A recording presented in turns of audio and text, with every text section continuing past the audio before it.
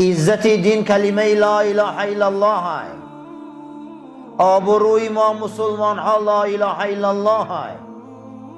لا اله الا الله از این قرتقا برآمد، از این زبان ها برآمد، هزارها هزار خطره را جمع کرد، دریا کرد، از این دریا بحر شد، از این بحر اقیانوسا به میان آمد. امروز نامش اسلام ہے. این همش برکه کلمه توحید لا اله الا الله محمد رسول الله. گرچه رفت از دست ما تیغ و نگین، گرچه رفت از دست ما تیغ و نگین، ما گدایان را به چشمی کم مبین. حضرت علامه اقبال لاهوری در پیغام شرقش میبیاره که امروز اگه مگه از دست مسلمان ها سلطانی و سیاست و قدرت رفت، ما امروز در چشم مردم رنگ گدا میتابیم. گرچه رفت از دست ما تیغ و نگین، ما گدایان را به چشمی کم مبین. امروز ما گدا میتابیم، مگه ما این نیستیم؟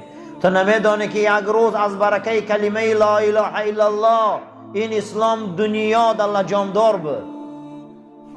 یک روزی بود که این کلمه لا اله الا الله پشت زمین پر از عدالت کرد. امروز این کلمه لا اله الا الله ما را با جمع کرد، ما را پری یک دیگری من آورد. وقتی که ما میگیم لا نیست الا مگر الله حقی هست، اگر گویی نیست هیچ کس تو کار نداره، لیکن میگه الله هست کارت میگیرم. وقتی که میگی نیست هیچ کس تو کار نمیگیرم، میگه الا الله خدا هست کارت میگیره. نکن خدا هست، الله هست، او قانون داره، او نظام داره، او برنامه داره. بحث در سر اله های.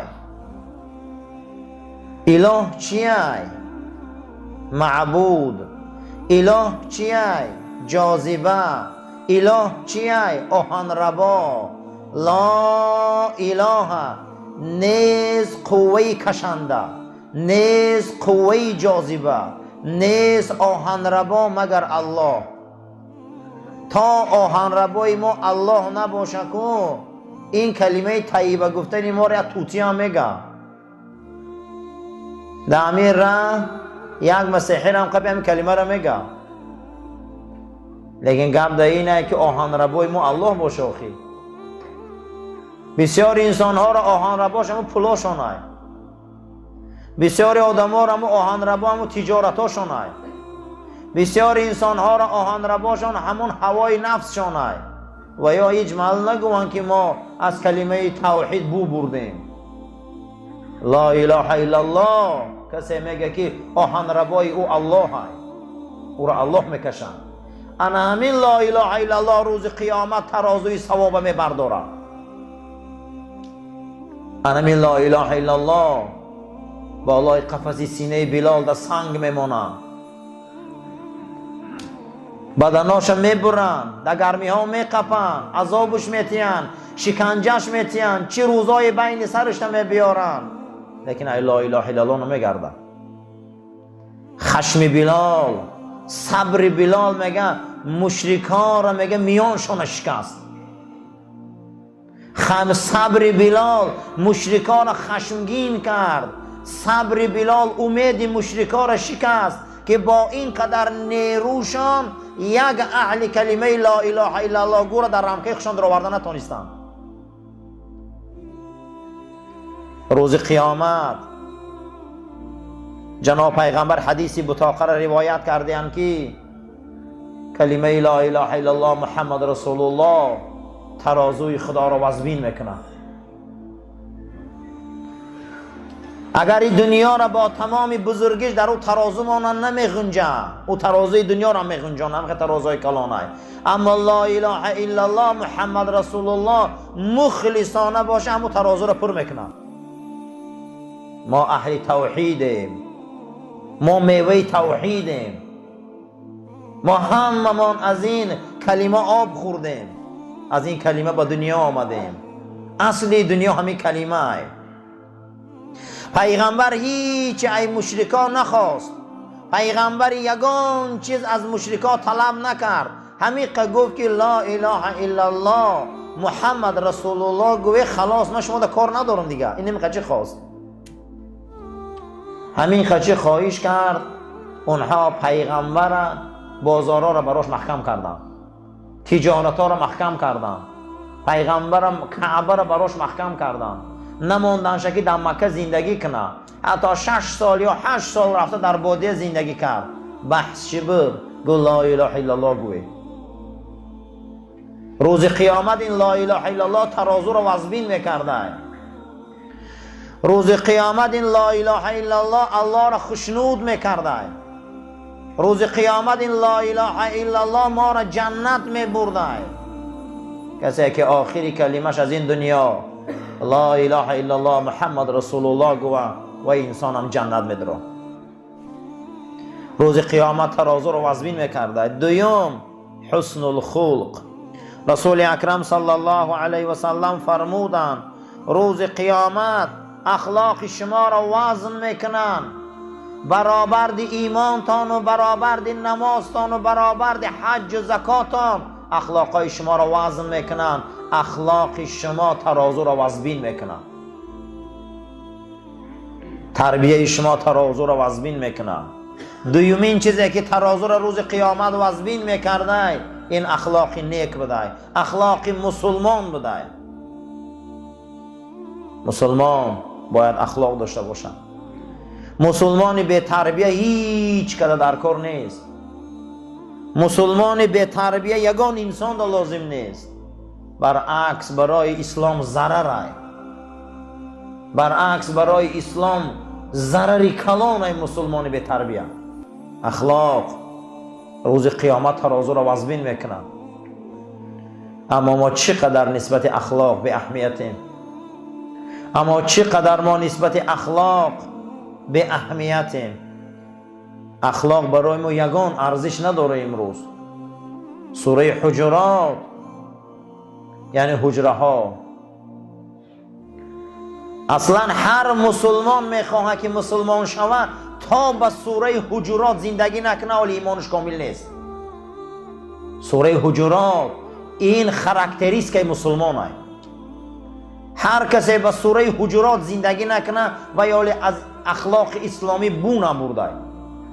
مردمان می بیاین از بادیه پیش مسجد رسول اکرم صلی الله علیه و سلم، پیغمبر در درون خانه‌اش نشسته، نام این سوره میگیره حجرات، حجره ها.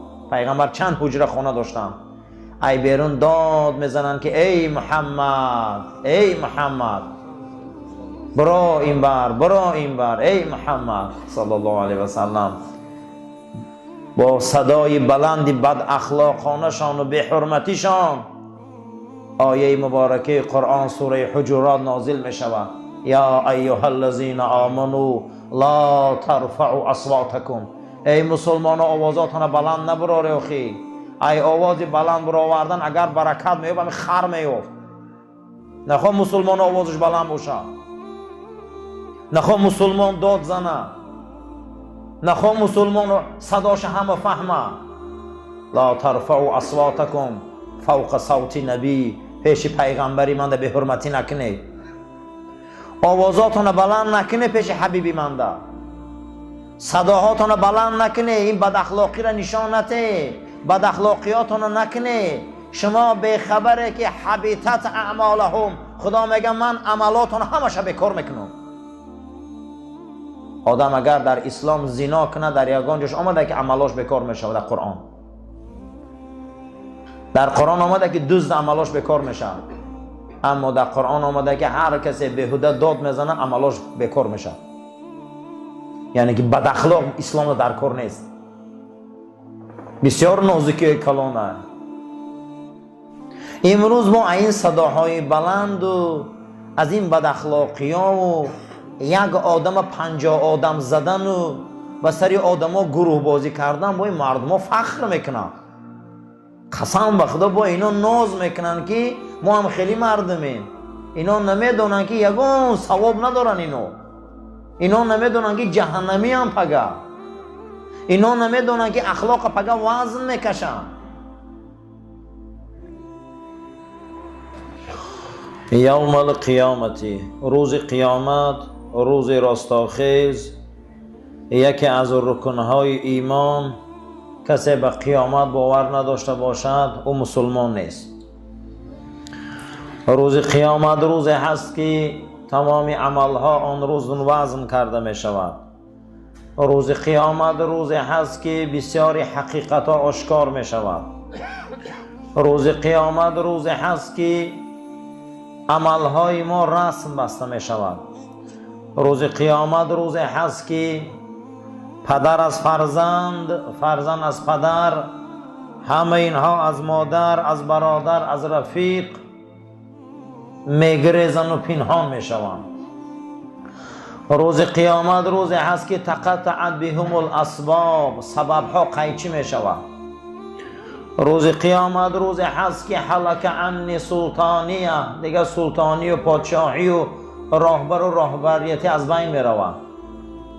روز قیامت روزی هست که الاخلاء بعضهم لبعض عدو، دوستا رو میبینه گریبان یکدیگر رو میقپن که تو سبب شدی که من در راه رفتم. روز قیامت روزی هست که ما خودمان نامه اعمال خودمان رو میخونیم و خودمان حکم براریم. روز قیامت روزی هست که آدم سودیه خود شد، هیچ کس در اوجا سودیه نیست. کتاب دمه بیارن در دست میتین، همه مانده میخونیم و حکمانه خمون میبراریم. معلوم بود است که خوب خدا تمام کارهای ما را مدرک خطی فکت و دلیلش خطی اثبات میکرده. روز قیامت روزی هست که همه ما خودمان حکم میکنیم، حسابات میتیم. در آن روز هیچ کس از جزایی که میبینه شکایت کرده نمیتونه. روز قیامت روزی هست که ثوابا را میبیارن قطعی، گناه ها وزن میکشن. ثوابای بوده است که یکی از اونها توحید به خدا بوده که کلمه لا اله الا الله و محمد رسول الله ترازوی تمامی آن روز نیکیش این کلمه پر میکرده. هر کسی که لا اله الا الله گوه، هر کسی لا اله الا الله قد زندگی کنه، هر کسی لا اله الا الله قد از دنیا گذره، جای او جنت ہے. رسول اکرم صلی الله علیه و سلم فرمودند من قال آخر کلماته لا اله الا الله، هر کسی گویا که از همون کلمه ها آخران کلمش همین باشه و از دنیا گذره که لا اله الا الله محمد رسول الله، دخل الجنه، جای این جنت ہے. این کلمه کلمه توحید ہے. این کلمه هست که بلا قامتی لات بشکست و خورد، بلا قامتی لات بشکست و خورد، به اعزاز دین آب عزا ببرد، نه از لات و عزا برآورد گرد که تورات و انجیل منسوخ کرد. کلمه لا اله الا الله قطعی تمام بتای عرب بزانو زدن. کلمه لا اله الا الله قطعی نه لات ماند نه عزا نه اوبل ماند نه منات، تمام او بتها در پیش لا اله الا الله بزانو زدن.